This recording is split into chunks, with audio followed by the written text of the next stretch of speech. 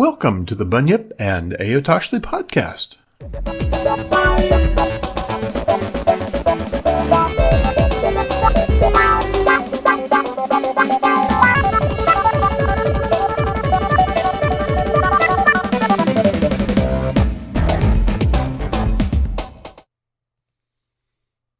Welcome back.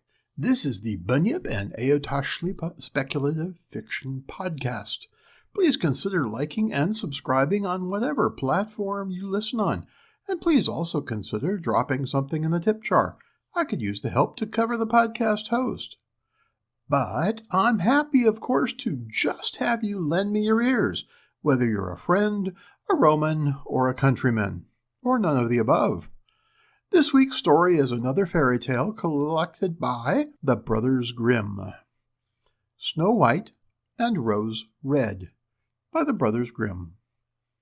There was once a poor widow who lived in a lonely cottage. In front of the cottage was a garden wherein stood 2 rose trees, one of which bore white and the other red roses. She had 2 children who were like the 2 rose trees, and one was called Snow White, and the other Rose Red. They were as good and happy, as busy and cheerful as ever 2 children in the world were, only Snow White was more quiet and gentle than Rose Red.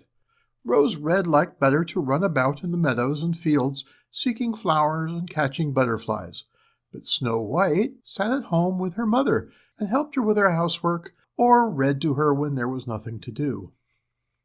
The 2 children were so fond of one another that they always held each other by the hand when they went out together, and when Snow White said, "We will not leave each other," Rose Red answered, "Never so long as we live." And their mother would say, "What one has she must share with the other." They often ran about the forest alone and gathered red berries, and no beast did them any harm, but came close to them trustfully. The little hare would eat a cabbage leaf out of their hands. The roe grazed by her side, the stag leapt merrily by them, and the bird sat still upon the bough and sang whatever they knew. No mishap overtook them. If they had stayed too late in the forest and night came on, they laid themselves down near one another upon the moss and slept until morning came, and their mother knew this and did not worry on their account. Once, when they had spent the night in the wood and the dawn had roused them, they saw a beautiful child in a shining white dress sitting near their bed. He got up and looked quite kindly at them, but said nothing and went into the forest. And when they looked round, they found that they had been sleeping quite close to a precipice, and would certainly have fallen into it in the darkness if they had gone only a few paces further. And their mother told them that it must have been an angel who watches over good children. Snow White and Rose Red kept their mother's little cottage so neat that it was a pleasure to look inside it. In the summer, Rose Red took care of the house, and every morning laid a wreath of flowers by her mother's bed before she awoke, in which there was a rose from each tree. In the winter, Snow White lit the fire and hung the kettle on the hob. The kettle was of brass and shone like gold, so brightly was it polished. In the evening, when the snowflakes fell, the mother said, "Go, Snow White, and bolt the door."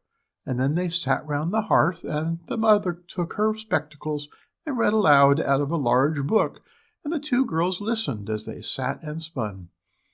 And close by them lay a lamb upon the floor, and behind them, upon a perch, sat a white dove with its head hidden beneath its wings.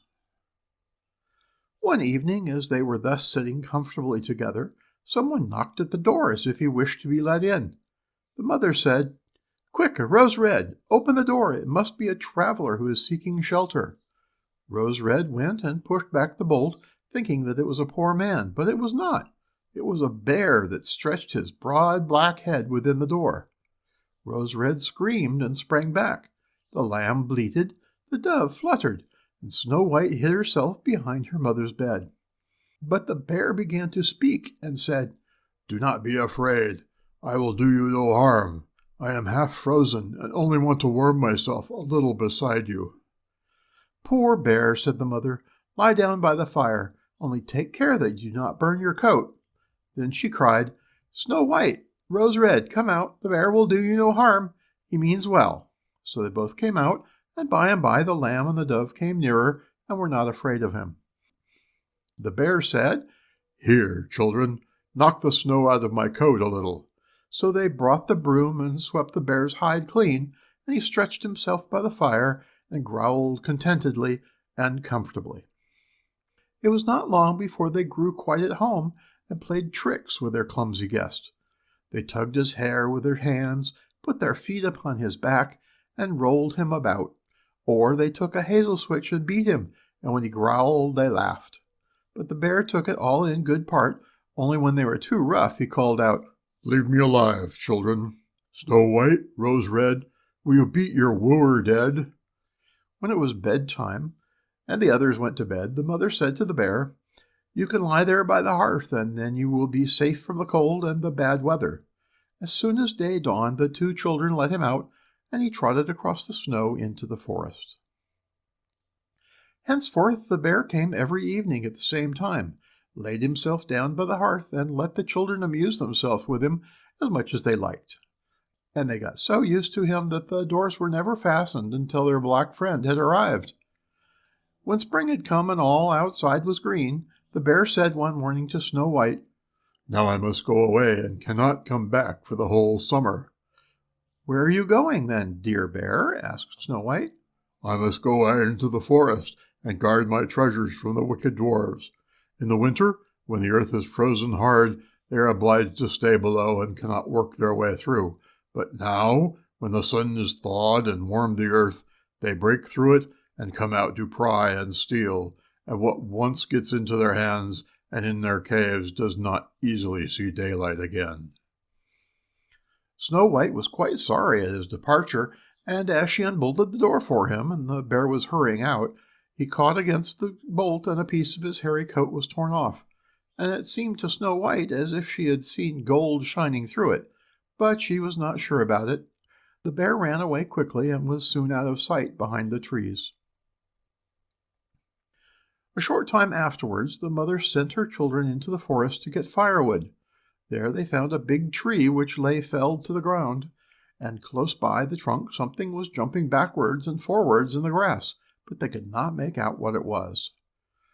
When they came nearer, they saw a dwarf with an old withered face and a snow-white beard a yard long. The end of the beard was caught in a crevice of the tree, and the little fellow was jumping about like a dog tied to a rope, and did not know what to do. He glared at the girls with his fiery red eyes and cried, "Why do you stand there? Can you not come here and help me?" "What are you up to, little man?" asked Rose Red. "You stupid prying goose," answered the dwarf. "I was going to split the tree to get a little wood for cooking, and the little bit of food that we people get is immediately burned up with heavy logs. We do not swallow so much as you coarse, greedy folk. I had just driven the wedge safely in, and everything was going as I wished, but the cursed wedge was too smooth and suddenly sprang out, and the tree closed so quickly that I could not pull out my beautiful white beard. So now it is tight, and I cannot get away. And the silly, sleek, milk-faced things laugh. Ugh, how odious you are!" The children tried very hard, but they could not pull the beard out. It was caught too fast. "I will run and fetch someone," said Rose Red. "You senseless goose," snarled the dwarf. "Why should you fetch someone? You are already too many for me. Can you not think of something better?" "Don't be impatient," said Snow White. "I will help you." And she pulled her scissors out of her pocket and cut off the end of the beard. As soon as the dwarf felt himself free, he laid hold of a bag which lay amongst the roots of the tree, and which was full of gold, and lifted it up, grumbling to himself, "Uncouth people, to cut off a piece of my fine beard. Bad luck to you." And then he swung the bag upon his back and went off without even once looking at the children. Some time afterwards, Snow White and Rose Red went to catch a dish of fish. As they came near the brook, they saw something like a large grasshopper jumping towards the water, as if it were going to leap in. They ran to it and found it was the dwarf. "Where are you going?" said Rose Red. "You surely don't want to go into the water." "I am not such a fool," cried the dwarf. "Don't you see that the accursed fish wants to pull me in?" The little man had been sitting there fishing, and unluckily the wind had tangled up his beard with the fishing line. A moment later a big fish made a bite, and the feeble creature, had not the strength to pull it out. The fish kept the upper hand and pulled the dwarf towards him. He held on to all the reeds and bushes, but it was of little good, for he was forced to follow the movements of the fish, and was in urgent danger of being dragged into the water. The girls came just in time. They held him fast and tried to free his beard from the line, but all in vain. Beard and line were entangled fast together. There was nothing to do but to bring out the scissors and cut the beard, whereby a small part of it was lost. When the dwarf saw that, he screamed out, "Is that civil, you toadstool, to disfigure a man's face? Was it not enough to clip off the end of my beard? Now you have cut off the best part of it. I cannot let myself be seen by my people. I wish you had been made to rend the soles off your shoes." Then he took out a sack of pearls which lay in the rushes, and without another word he dragged it away and disappeared behind a stone.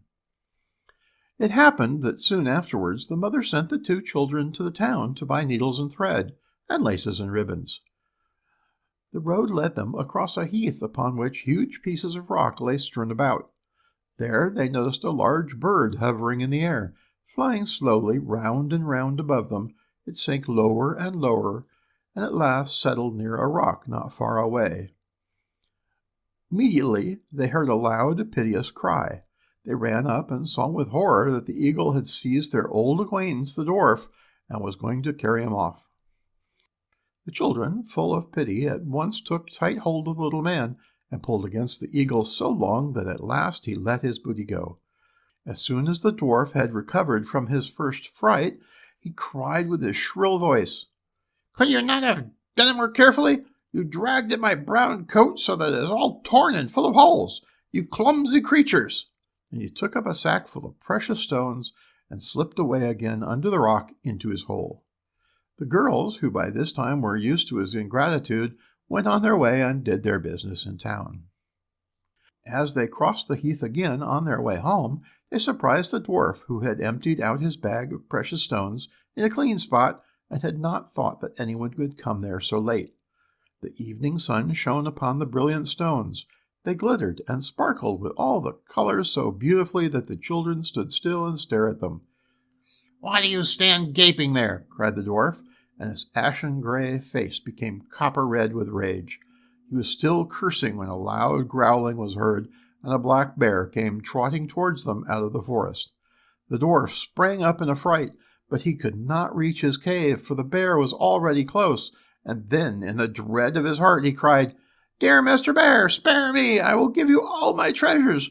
Look, the beautiful jewels lying there. Grant me my life. What do you want with such a slender little fellow as I? You would not feel me between your teeth. Come, take these two wicked girls. They are tender morsels for you. Fat as young quails. For mercy's sake, eat them." The bear took no heed of his words, but gave the wicked creature a single blow with his paw, and he did not move again. The girls had run away, but the bear called to them, "Snow White and Rose Red, do not be afraid. Wait, I will come with you." Then they recognized his voice and waited, and when he came up to them, suddenly his bearskin fell off, and he stood there a handsome man, clothed all in gold. "I am a king's son," he said, "and I was bewitched by that wicked dwarf who had stolen my treasures. I have had to run about the forest as a savage bear until I was freed by his death. Now he has got his well-deserved punishment." Snow White was married to him, and Rose Red to his brother, and they divided between them the great treasure which the dwarf had gathered together in his cave. The old mother lived peacefully and happily with her children for many years. She took the 2 rose trees with her, and they stood before her window, and every year bore the most beautiful roses, white and red. And I send you virtual roses to thank you for listening to this story, Snow White and Rose Red from the Brothers Grimm. This has been Bunyip and Aotoshli, a speculative fiction podcast. Until next week and beyond, thank you for listening.